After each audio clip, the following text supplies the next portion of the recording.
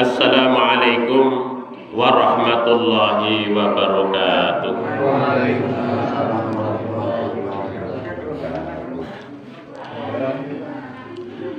Alhamdulillah, alhamdulillahilladzi an'amana bi ni'matil imani wal islam. Asyhadu an la ilaha illallah wahdahu la syarika lah.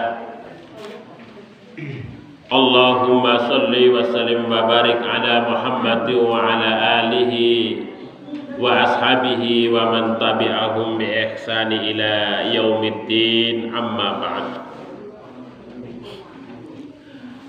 Ingkang kawula hormati para pinisepuh, bapak-bapak, ibu-ibu, hadirin wal hadirat yang insyaallah semuanya dimuliakan, diberkahi, dirahmati oleh Allah Subhanahu wa taala. Alhamdulillah, segala puji dan syukur senantiasa kita panjatkan kehadirat Allah Subhanahu wa taala atas segala limpahan nikmat kepada kita bersama. Alhamdulillah, pada pagi hari ini kita masih diberikan nikmat oleh Allah, nikmat iman dan Islam, nikmat kesehatan, nikmat kesempatan. Kita bisa silaturahim di majelis ini, kemudian kita belajar bersama, membaca ayat-ayatnya Allah Subhanahu wa ta'ala. Mudah-mudahan sholawat serta salam senantiasa tercurah kepada junjungan kita, Nabi kita, teladan kita, Nabiullah Muhammad sallallahu alaihi wasallam beserta keluarganya, sahabatnya, dan juga kita semua sebagai umatnya. Bapak Ibu yang dirahmati oleh Allah Subhanahu wa taala, marilah kita awali, kita mulai majelis kita ini dengan sama-sama membaca basmalah. Bismillahirrahmanirrahim. Bapak Ibu yang dirahmati oleh Allah, pada pagi hari ini kita akan membaca surat Al-Baqarah ayat 257.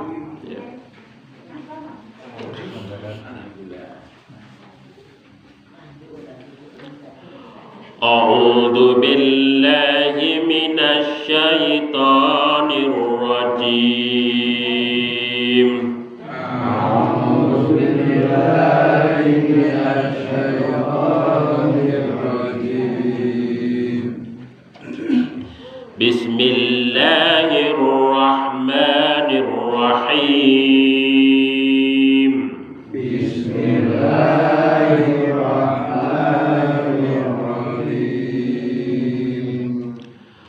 Allahu waliyul ladzina amanu. Allahu waliyul ladzina amanu. Yukhrijuhum minadh dhulumati ilan nur. Yukhrijuhum minadh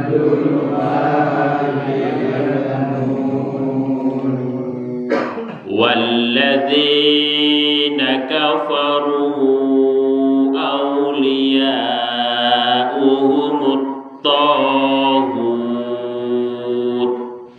Walladzina kafaru awliya'uhumut taghut yukhrijunahum minan nuri ilad dhulumat. Yukhrijunahum minan yukhrijunahum minan nuri ila dzulumat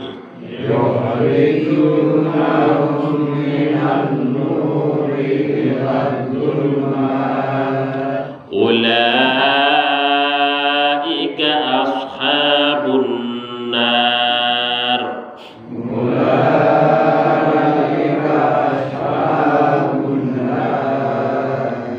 hum fiha khalidun.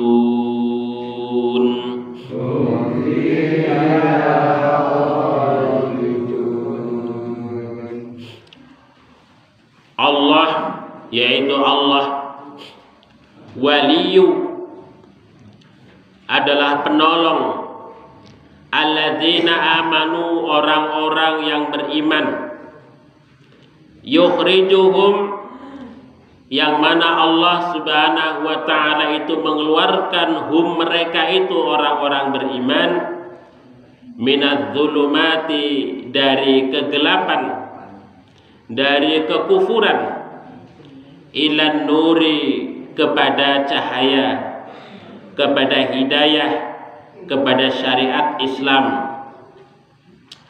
Walladzina kafaru, dan orang-orang yang kafir itu, auliyauhum, penolong-penolong mereka itu adalah at-taghut, adalah taghut.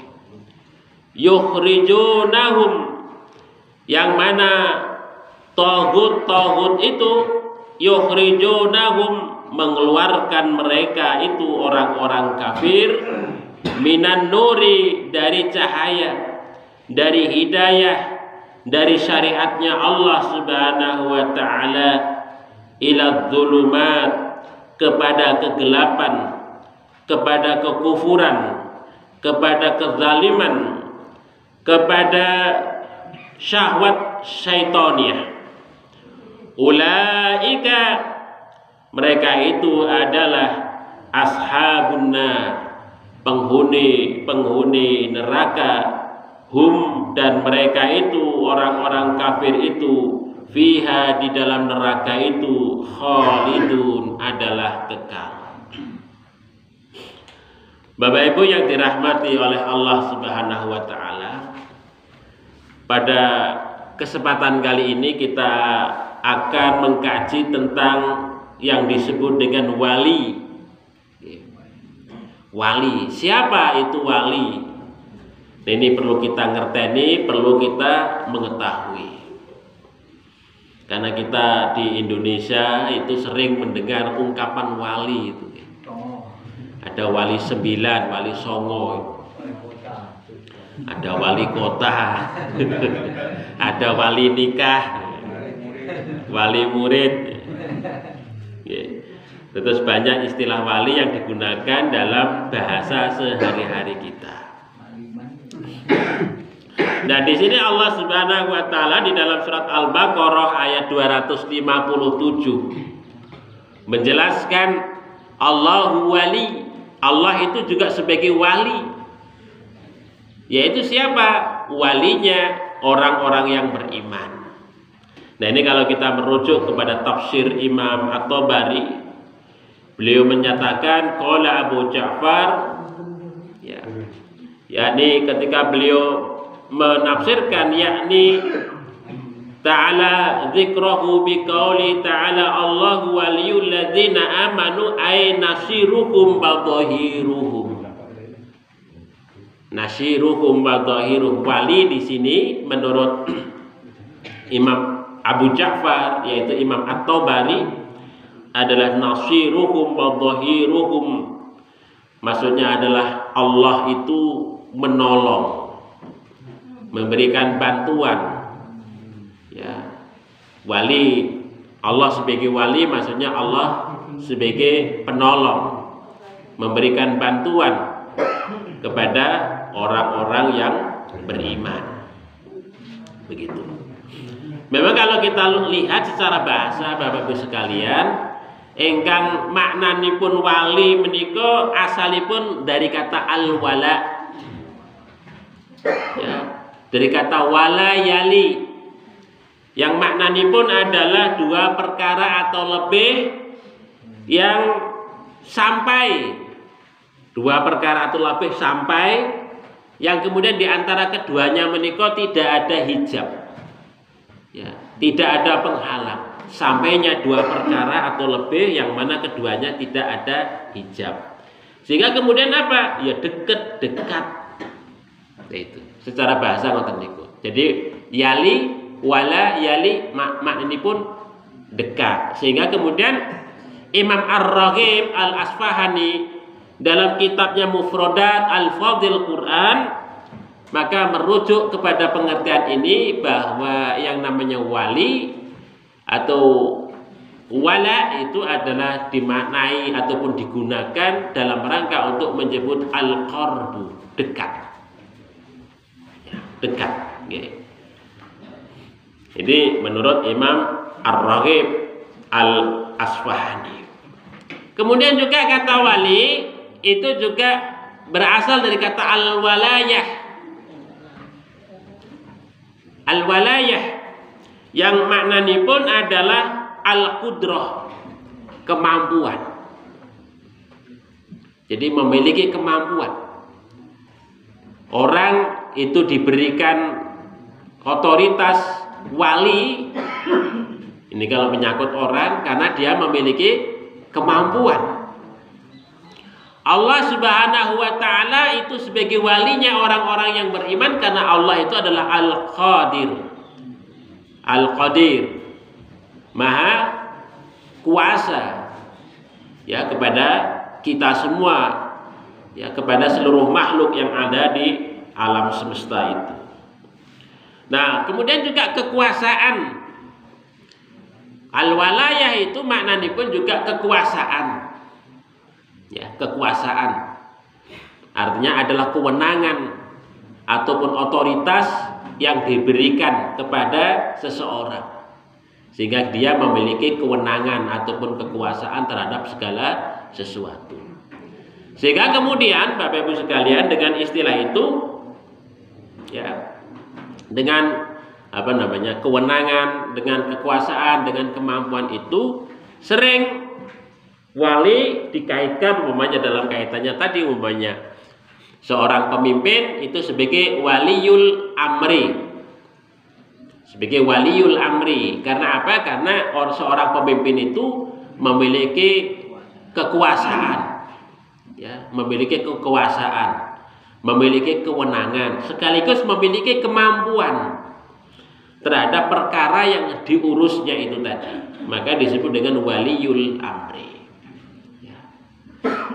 Wali wali nikah ataupun wali nasab disebut sebagai wali nasab karena dia memiliki kedekatan karena hubungan darah, maka disebut dengan waliun nasab. Ya, ada kedekatan ataupun hubungan darah.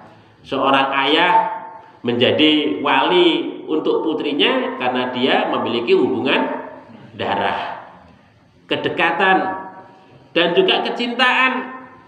Karena seorang ayah, ya, di samping memiliki otoritas kuasa, karena dia memiliki disebut dengan mahabbah, kecintaan. Buktinya apa? Seorang ayah mencari nafkah, mencari sandang, mencari mendidik, kemudian juga apalagi, ya, banyak hal yang dilakukan seorang ayah, seorang orang tua itu. Dia sebagai seorang wali bertanggung jawab terhadap segala nafkah yang harus dipikulnya begitu, untuk membiayai hidupnya sampai kemudian yang bersangkutan menjadi dewasa, bisa mandiri secara sendiri begitu. Nah, ini yang disebut dengan wali kalau dikaitkan dalam konteks kehidupan sosial kemasyarakatan.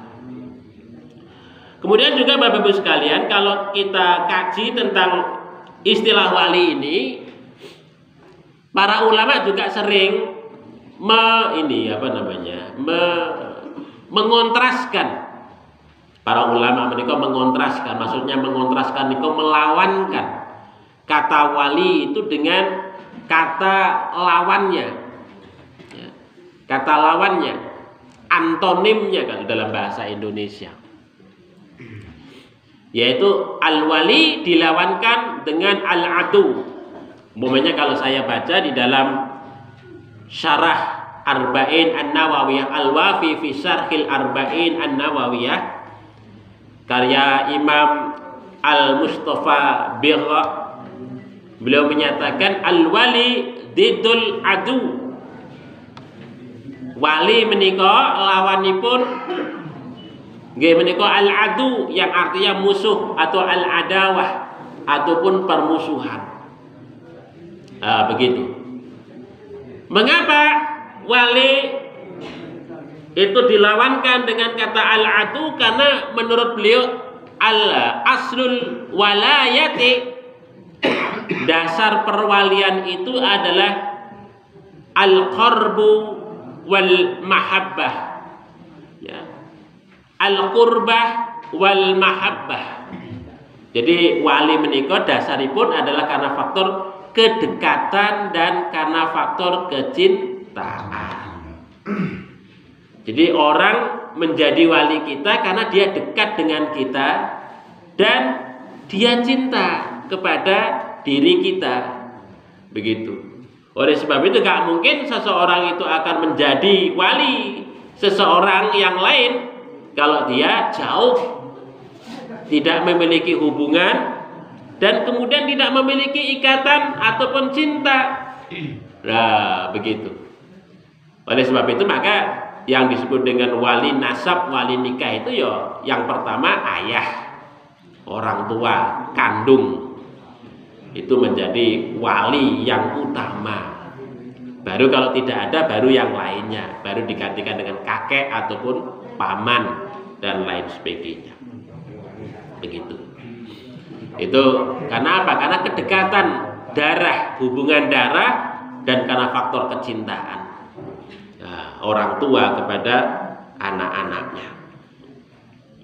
Nah, kemudian juga kalau kita baca di dalam kitabnya Imam atau Syekh Al-Qahtani, beliau menulis kitab yang cukup terkenal, dia menika Al-Wala Al-Bara'. Al-Wala Al-Bara' fil Islam.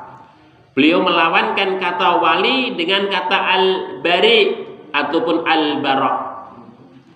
Al-walayah dengan al-bara' atau al-wala al-bara'. Maksudnya al-wala itu apa? Al-wala itu adalah kesetiaan kepada syariat Allah, kesetiaan kepada Allah Subhanahu wa ta'ala. Ketaatan dan ketundukan hanya kepada Allah Subhanahu wa ta'ala. Setia kepada syariatnya, setia kepada sunnah nabinya, setia kepada orang-orang soleh, setia kepada orang-orang mukmin, orang-orang muslim. Itu al-wala. Jadi kesetiaan kita kepada sesama orang-orang Islam itu juga menunjukkan bahwasanya kita sebagai wali sesama orang-orang Islam. Kita melakukan pembelaan kepada sesama kita orang-orang Islam, itu menunjukkan bahwa kita adalah orang yang setia. Orang yang setia kepada Allah, maksudnya adalah kita taat dan tunduk kepada aturan-aturan syariatnya Allah Subhanahu wa ta'ala, kepada sunnah nabinya. Kita mengikuti ya terhadap apa yang telah dilakukan oleh Kanjeng Nabi Muhammad dan seterusnya. Itu adalah yang disebut dengan al-wala. Al-wala, kesetiaan. Kemudian lawannya adalah al-bara'. Al-bara' maksudnya adalah berlepas diri dari segala sesuatu yang disembah selain daripada Allah Subhanahu wa ta'ala. Berlepas diri dari tauhid. Tauhid itu maksudnya adalah ma'ubida min dunillah, segala sesuatu yang disembah selain Allah Subhanahu wa ta'ala. Itu maknanya pun tauhid. Tauhid, segala sesuatu yang disembah selain daripada Allah, itu maknanya tauhid. Begitu. Apakah itu dalam bentuk setan, dalam bentuk berhala, dalam bentuk yang lain-lain. Ya. Itu begitu. Jadi tauhid maknanya adalah ma'ubida min dunillah, segala sesuatu yang disembah selain daripada Allah Subhanahu wa taala. Nah, al-wala ya, al-wala adalah ketika kita sebagai orang mukmin menika adalah setia kepada Allah, beriman kepada Allah, melaksanakan syariat-syariatnya, mengikuti segala apa yang menjadi teladan Kanjeng Nabi Muhammad sallallahu alaihi wasallam. Sebaliknya, orang-orang kafir adalah mereka itu adalah orang-orang yang setia kepada tauhid. Ya.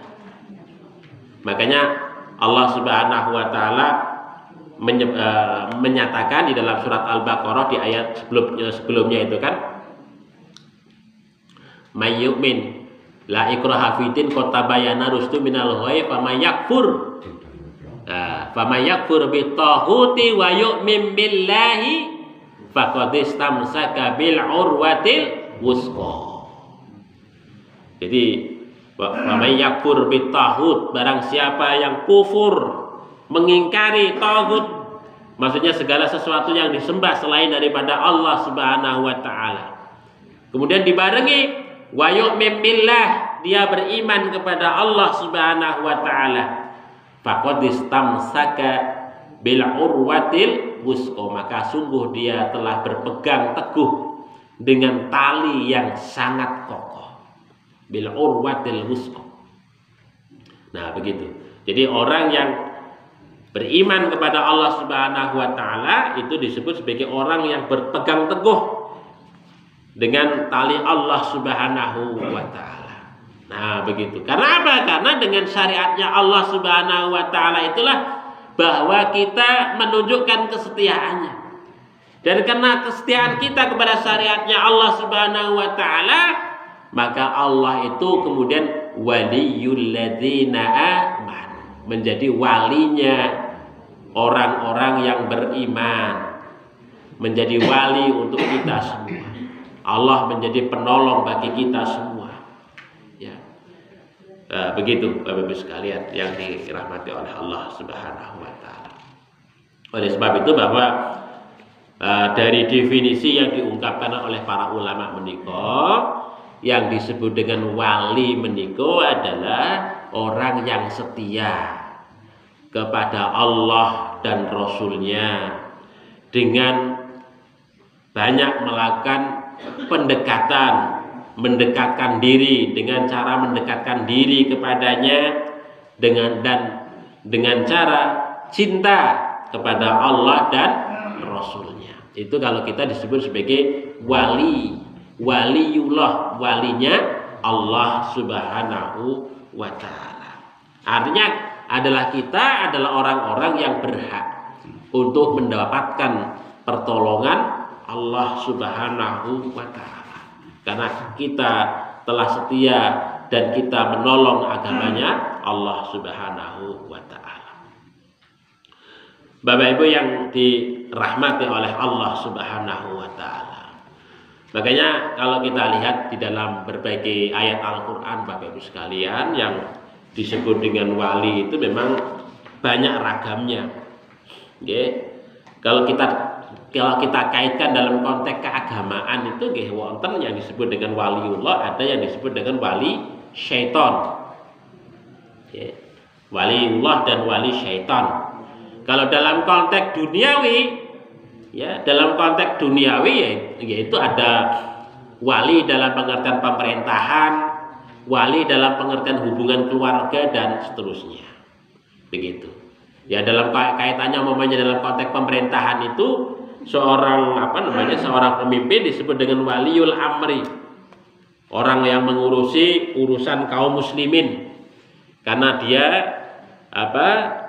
dekat ya dengan orang-orang Islam, dengan orang-orang muslim itu. Seorang pemimpin disebut dengan waliul amri karena dia memiliki kedekatan, hubungan kedekatan dengan orang-orang Islam dan memiliki kecintaan dengan orang-orang Islam. Oleh sebab itu Bapak Ibu sekalian, di dalam berbagai ayat Al-Qur'an menika dalam kaitannya dengan kepemimpinan, Seorang muslim dilarang memilih pemimpin yang bukan Islam. Seorang muslim dilarang memilih pemimpin yang non-Islam. Karena apa? Karena pemimpin-pemimpin yang non-Islam itu pasti tidak akan memiliki hubungan kedekatan dengan orang-orang Islam. So pasti mereka itu tidak akan melakukan pembelaan kepada orang-orang Islam. Tidak mau tahu urusannya orang-orang Islam. Begitu. Maka di sini di dalam surat Al-Mumtahanah ayat 1 Allah Subhanahu wa taala menegaskan itu enggak boleh orang-orang mukmin kok mengangkat orang-orang non-Islam untuk menjadi pemimpin-pemimpin kita. Maka kalau nanti ada pemilihan wonten Bapak Ibu sekalian, kita lihat dulu agamane ki opo gitu. Karena apa? Karena yang namanya orang non-Islam ketika mereka itu memimpin kita, yang diurusi bukan urusan keagamaan kita, nggak mau peduli dengan agama kita. Padahal orang-orang Islam menika yang paling penting dalam konteks urusan duniawi menika nggih agami. Ngoten niku. Oleh sebab itu maka disinilah Allah Subhanahu wa taala mengingatkan kepada kita untuk kemudian hanya memilih orang-orang yang Islam. Begitu. Apalagi kalau orang Islam itu memang betul-betul baik, memiliki kecakapan, nah itulah yang paling aula, fal aula, orang yang utama untuk kita pilih. Begitu. Jadi kalau orang-orang yang tidak memiliki kecintaan kepada kita, Bapak Ibu sekalian, nggak mau peduli dengan urusan kita. Terserah urusan dibuat apa, terserah. Mereka itu hanya untuk mendapatkan suara saja dari kita, tetapi tidak mengurusi urusan-urusan kita, urusan-urusan yang penting, urusan-urusan yang fundamental. Nah ini pesan Gusti Allah ngoten niku datang kita sedaya. Makanya di dalam ayat yang lain surat At-Taubah ayat 71 Allah Subhanahu wa taala itu menegaskan bahwa orang-orang mukmin menika sebagai aulia sebagai aulia kepada yang sebagian kepada sebagian yang lain. Aulia terhadap sebagian yang lain. Begitu, melindungi, menolong, memiliki kehubungan dekat, memiliki kecintaan kepada sesama kaum muslim. Itu orang-orang mukmin. Ngoten niku. Kalau kita baca di dalam surat At-Taubah ayat 71 ngoten niku. Bapak Ibu yang dirahmati oleh Allah Subhanahu wa taala. Kemudian wali dalam konteks keagamaan itu ada waliullah, ada wali syaitan. Waliullah menika nggih orang yang taat, orang yang tunduk datang Gusti Allah Subhanahu wa taala. Orang yang setia kepada syariatipun Allah Subhanahu wa taala. Itu yang dimaksudkan dengan waliullah. Dia seorang waliullah menika mboten wedi, enggak takut kecuali hanya kepada Allah Subhanahu wa taala. Tidak takut kecuali hanya Allah Subhanahu wa taala yang dia takuti. Nah, begitu. Dalam konteks hubungan kaitannya dengan persoalan dunia menika sebagai seorang waliullah mboten wedi, mboten takut Bapak Ibu sekalian. Jadi kita sedaya menika kan dalam kaitannya dengan dunia menika kelangan setitik kalong setitik, hilang sedikit dari dunia yang kita miliki, kita getune pun kelewat. Nangisnya pun kelewat. Duka citanya begitu luar biasa. Seorang waliullah mboten Bapak Ibu sekalian. Dalam kaitannya dengan dunia, itu prinsipnya dunia itu hanya sekadar titipan. Titipan Allah Subhanahu wa taala kepada kita. Oleh sebab itu ketika Allah itu akan ambil, bagaimana Allah itu mengambilnya? Banyak cara mengambil titipan itu dari kita semua Bapak Ibu sekalian. Oleh sebab itu maka ketika Allah itu ambil titipan itu, Kita cuma mengucapkan inna lillahi wa inna ilaihi rajiun. Sesungguhnya kita ini milik Allah dan kita akan kembali kepada Allah. Jadi cuma itu aja. Karena semuanya adalah titipan. Kalau titipan itu pasti sewaktu-waktu akan diambil oleh Allah Subhanahu wa taala. Titipan itu tidak langgeng. Ibaratipun Bapak Ibu sekalian, kita menika wonten donya itu koyok kasir. Wonten donya itu koyok tukang parkir. Sewaktu-waktu mobil diambil oleh pemiliknya. Duit, ya kita cuman kasir aja. Sewaktu-waktu akan diambil oleh pemiliknya. Nah, begitu. Oleh sebab itu dalam kaitannya dunia, seorang waliullah menika itu memandang sebagai sebuah titipan saja bagi kita semua. Maka nggak perlu getun, nggak perlu berduka cita yang begitu mendalam ketika ada sesuatu yang diambil dari kita oleh Allah Subhanahu wa taala. Di sini di dalam surat Yunus Bapak Ibu sekalian ayat 62 Allah Subhanahu wa taala menyatakan, ala inna auliya Allah, ingatlah sesungguhnya aulia Allah, ya wali-walinya Allah itu la khaufun alaihim, tidak ada rasa takut untuk mereka itu, wala hum yahzanun, dan mereka tidak pula yahzanun, bersedih hati, berduka cita. Jadi nggak ada rasa takut dalam kaitannya dengan urusan dunia Bapak Ibu sekalian. Oke. Tidak juga bersedih hati dalam kaitannya dengan persoalan-persoalan dunia. Tetapi seorang wali menika akan senantiasa getun, akan senantiasa takut kalau imannya itu berkurang.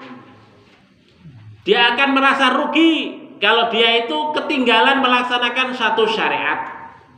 Dia akan merasa begitu kecewa, umpamanya ketika dia tidak bisa melaksanakan sesuatu yang memang telah ditentukan oleh Allah Subhanahu wa taala. Apalagi kok kemudian keblusuk masuk dalam perbuatan maksiat. Itu getune itu luar biasa, tobatnya itu begitu luar biasa, nangisnya di hadapan Allah tidak berhenti-henti karena faktor maksiat yang dia lakukan. Getun luar biasa. Begitu Bapak Ibu sekalian. Itulah karakter daripada wali Allah Subhanahu wa taala ngoten niku. Dan terus dia nangis karena faktor perbuatan salah yang dilakukannya di hadapan Allah Subhanahu wa taala. Itu nangisnya ngoten niku Bapak Ibu sekalian. Bukan karena faktor kehilangan dunia dia nangis, mboten. Seorang wali Allah menika ketika dia keliru melakukan suatu perbuatan, dia akan nangis di hadapan Allah Subhanahu wa taala. Kemudian wali setan. Imam Ibnu Taimiyah di dalam kitabnya Al-Qur'an Baina Auliya'ir Rahman wa Auliya'is Syaitan, beliau itu menjelaskan bahwa barang siapa yang mengaku mencintai Allah dan berwala kepadanya namun tidak mengikuti Rasulullah, maka dia bukan wali Allah. Ada orang yang mengatakan, saya itu cinta Allah, saya itu mengikuti Allah, tapi benci kepada sunnahnya kanjeng Nabi. Kelompok ingkaru sunnah. Itu dulu kan pernah dengar nggih? Ada ingkaru sunnah. Nah, ngoten. Karo sunnah Nabi menika bencine mboten karuan. Alasannya, sunnah Nabi wis ora cocok karo zaman saiki. Sing cocoke mek Al-Qur'an saja. Begitu. Padahal Kanjeng Nabi Muhammad Shallallahu alaihi wasallam menika adalah teladan, contoh, uswah bagi kita semua bagaimana kita melaksanakan syariatnya Allah Subhanahu wa taala. Kalau kita tidak mengikuti Kanjeng Nabi Muhammad, bagaimana kita melaksanakan sholat? Kalau kita tidak mengikuti Kanjeng Nabi Muhammad, bagaimana kita melaksanakan zakat? Kalau kita tidak mengikuti Kanjeng Nabi Muhammad, bagaimana kita melaksanakan saum puasa dan syariat-syariat yang lain? Oleh sebab itu maka di dalam ayat Al-Qur'an menika Allah menyatakan qul in kuntum tuhibbunallah. Qul, katakanlah, sampaikanlah wahai Muhammad, in kuntum, jika sekiranya kalian itu orang-orang mukmin, orang-orang yang beriman, tuhibbunallah, cinta kepada Allah Subhanahu wa taala, fattabi'uni, maka ikutilah aku, maksudnya ikutilah Kanjeng Nabi Muhammad. Jadi kalau kita cinta kepada Allah Subhanahu wa taala, menunjukkan kesetiaan kita kepada syariatnya Allah Subhanahu wa taala, tidak ada jalan lain kecuali kita cinta mengikuti Kanjeng Nabi Muhammad. Menika. Maka niki maksudnya ngati-ngati kita Bapak Ibu sekalian terkait dengan melaksanakan syariat menika. Karena Kanjeng Nabi Muhammad menika sebagai teladan bagi kita semua bagaimana syariat itu untuk kita tunaikan dengan baik.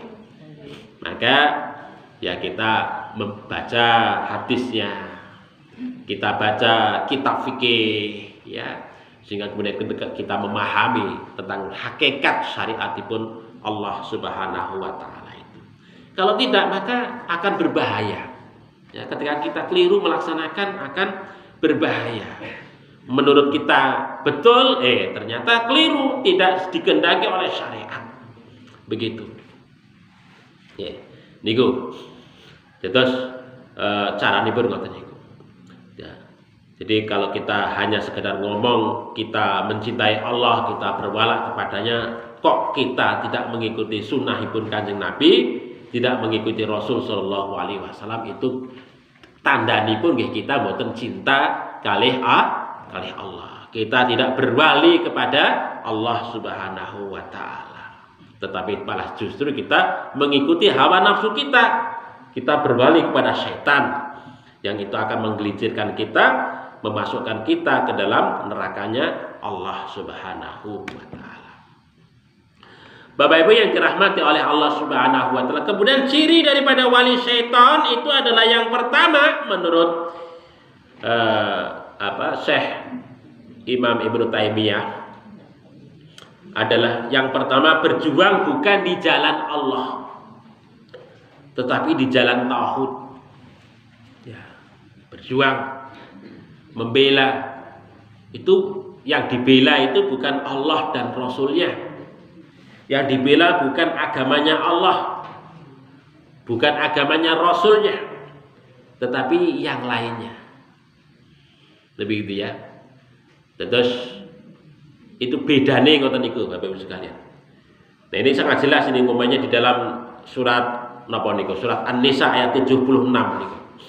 Allah menegaskan walladzina kafaru alladzina amanu yuqatiluna fi sabilillah. Orang-orang yang beriman menika berjuang di jalan Allah Subhanahu wa taala. Tetapi sebaliknya orang-orang kafir walladzina kafaru yuqatiluna fi sabilit taghut. Orang-orang kafir menika adalah berjuang di jalan taghut, di jalan setan. Nah, begitu. Yang mereka perjuangkan bukan agama Allah, bukan syariatnya Allah, tetapi jahud dunia, kemegahan dunia, dan juga jalan-jalan setan. Begitu. Maka banyak Bapak Ibu sekalian kalau panjenengan ndelok melihat di media sosial menika, ya, ada yang ngaku-ngaku sebagai ustadz, sebagai ulama, tapi yang dibela bukan Allah dan Rasulnya. Begitu.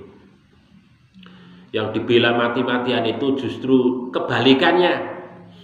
Ya, pembela-pembela syaitan.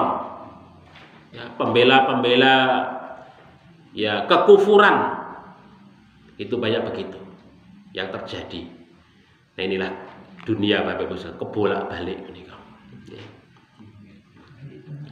Kemudian yang kedua Bapak Ibu sekalian, menjadikan syaitan sebagai pelindungnya.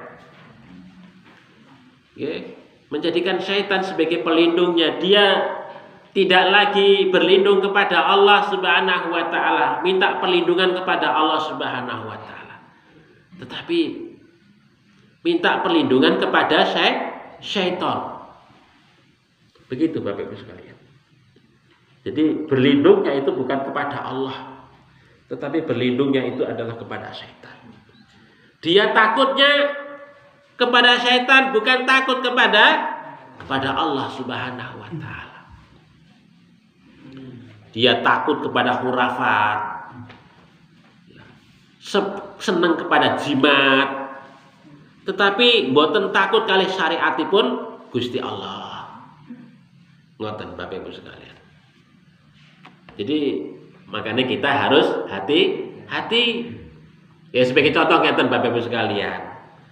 Punya panjenengan ngeten iki, mau punya anak ngandut 4 bulan ditingkepi gitu. Takut kalau kena sawat nanti. 7 bulan ditingkepi lagi, takut kalau nanti kena apa-apa itu. Pas lahiran malah syariat yang dituntutkan oleh Gusti Allah, oleh Rasulnya berupa napa? Berupa akikah malah mboten dilakoni. Ya. Malah yang dilakoni apa? Pokoknya nanti wis 8 dino selamatan. Ngoten niku. Malah niki akikah itu kan umpamanya untuk yang 4 bulan, 7 bulan, yang untuk selapanan itu kan cukup untuk akikah, malah nggak digunakan. Ya. Padahal itu kan yang itu kan lebih kepada khurafat ya. Ya, kepada khurafat itu kan mboten enten tuntunan syariatipun, tapi malah kita lakukan. Sementara yang ada tuntunan syariatnya jelas. Nek wong sudah punya bayi, maka 7 hari kalau bisa di akikah. Kalau nggak bisa 7 harinya 14 hari. Kalau nggak bisa 14 hari 21 harinya. Itu malah ora dilakoni, malah ngepenke sing 4 bulan, 7 bulan, malah ngepenke sing selapanan. Nah, syariat yang mboten dijalankan, malah kita ngepenke hal-hal yang sifatnya nggak jelas, mboten enten tuntunanipun wonten syariat. Nah, ini contohnya pun. Ya, itu. Jadi kita lebih kepada taat kepada hal-hal yang sifatnya khurafat dibandingkan kepada syariat yang sudah jelas. Ngoten niku. Bapak Ibu yang dirahmati oleh Allah Subhanahu wa taala, makanya kita harus ngati-ngati di dalam kita bertaat kepada Allah Subhanahu wa taala. Jangan sampai kemudian yang kita takuti itu setan. Setan kok wedi takut. Sementara kalau Gusti Allah mboten wedi takut. Kan aneh nggih. Ngoten. Nyebrang kali, mau ngantenan nyebrang kali ngeculke pitik sepasang. Ini kan khurafat Bapak Ibu sekalian. Sing iki mun kathah sing ngakali. Nggih. Tantang lho. Rapi ya colke adik kok meneh. Cucu kan. Cancang. Lah niku kan khurafat Bapak Ibu sekalian. Mboten enten tuntunanipun, mboten enten syariatipun, itu khurafat. Nah itu, kita lebih percaya, lebih takut kepada hal-hal yang sifatnya khurafat daripada kita takut kepada syariatnya Gusti Allah. Nah, ngatos-ngatos ngoten niku Bapak Ibu sekalian. Momanya panjenengan mau ngantenan, wah ini harinya ini begini, ketemu begini, ini harus ini, nanti ijabnya itu harus jam 7. Ijabnya harus jam sekian deh. Wah, aneh-aneh ini. Neko-neko hitung-hitung kan ngoten niku. Kalau enggak nanti kena wis macam-macam itu. Jadi orang sudah dibayang-bayangi ketakutan. Itu takutnya itu bukan karena faktor syariatnya Allah, tapi bayang-bayang khurafat. Bayang-bayang tahayul. Ngoten niku. Kalau nikahan pada hari ini, wah ini pada hari naas. Bahaya ini. Nah, itu sudah takut kepada khurafat, takut kepada tahayul. Takut kepada setan begitu luar biasa, enggak takut kepada Allah.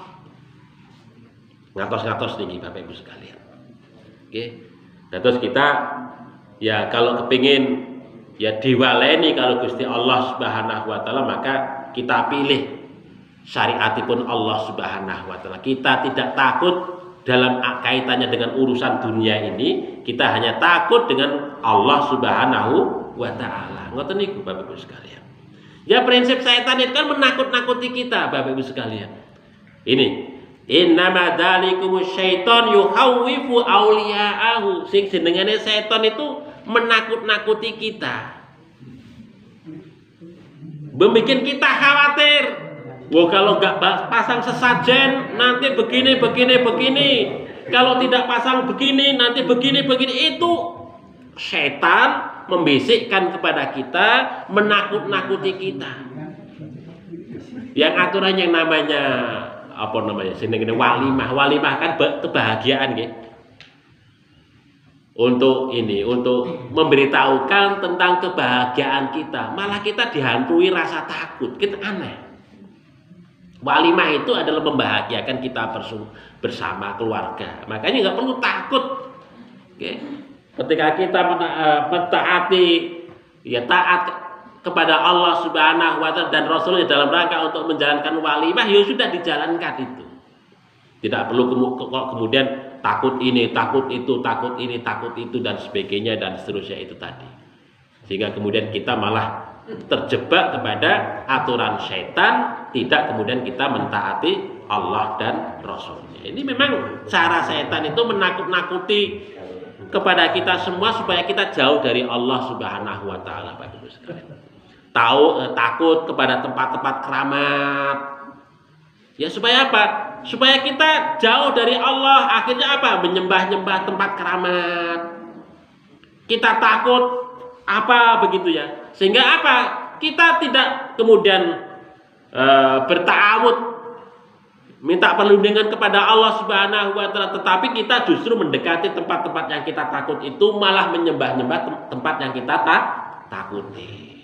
Ini cara setan di dalam menakut-nakuti kita itu untuk menjauhkan kita dari Allah Subhanahu wa taala. Makanya kita harus ngati-ngati betul Bapak Ibu sekalian di dalam kita ini menjalankan syariatnya Allah Subhanahu wa taala.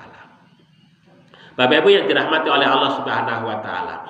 Oleh sebab itulah maka siapa wali yang kemudian mendapatkan pembelaan dan pertolongan Allah Subhanahu wa taala menika, kalau kita merujuk dalam salah satu hadis yang diriwayatkan oleh Imam Bukhari, Bapak Ibu sekalian. Ini Allah menyatakan di dalam hadis qudsi yang diriwayatkan oleh Abu Hurairah. Innallaha ta'ala qala man adali waliyan faqad adantuhu bil harb. Innallaha, sesungguhnya Allah Subhanahu wa taala qala, dia berfirman. Apa firmannya? Man ada, barang siapa yang memusuhi li walian, waliku, kata Allah, faqad adantuhu, maka sungguh aku mengumumkan untuknya apa? Bil harbi, perang kepadanya. Nah, ini pembelaan Allah kepada walinya. Siapa itu yang dibela oleh Allah Subhanahu wa taala? Seorang yang dibela oleh Allah Subhanahu wa taala itu adalah wa ma taqarraba ilayya 'abdi bi syai'in ahabba ilayya mimma aftaratu alaih. Tidaklah seorang hamba menika mendekat kepadaku, kata Allah. Wa ma taqarraba ilayya 'abdi, tidaklah seorang hamba menika, seorang hambaku, kata Allah, mendekat kepadaku bisyai'in, dengan sesuatu, ahabba ilayya, yang paling aku cintai, apa? Mimma aftaratu alaih, terhadap apa-apa yang telah aku fardukan kepadanya. Jadi kalau seseorang itu dikatakan sebagai seorang wali menika taatipun kalau Gusti Allah menika luar biasa. Kepada apa yang telah difardukan oleh Allah Subhanahu wa taala, taatnya begitu luar biasa. Kenapa? Karena sesuatu yang telah difardukan menika, Bapak Ibu sekalian, adalah itu sesuatu yang paling dicintai oleh Allah. Jadi sesuatu yang telah difardukan, yang telah diwajibkan menika adalah sesuatu yang paling dicintai oleh Allah. Kalau kita ingin mendapatkan cintanya Allah, Kalau kita ingin mendapatkan pertolongannya Allah Subhanahu wa taala, maka laksanakan segala sesuatu yang sudah difardukan menika. Nah, menika. Karena tidak ada yang lain selain apa yang telah difardukan oleh Allah menika. Itu caranya pun. Jadi kalau ada mengaku, ada orang katanya sebagai waliullah, sholatnya ora.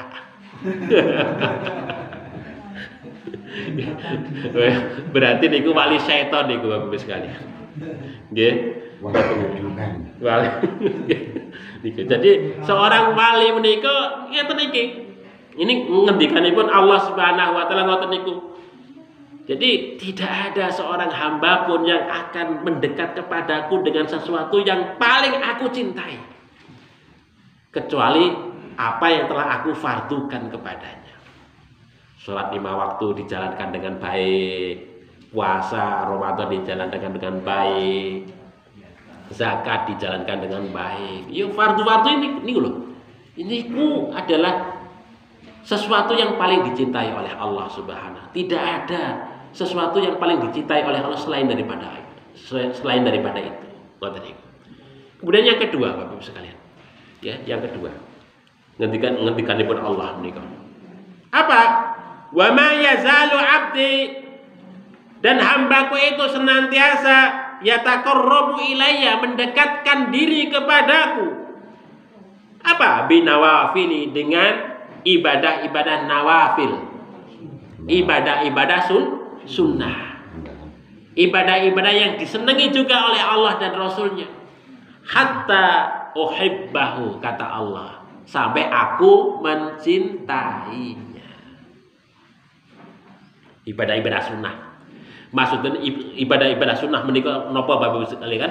Ibadah-ibadah ingkang dipun contohaken dening Kanjeng Nabi Muhammad, selain dari yang telah difardukan oleh Allah.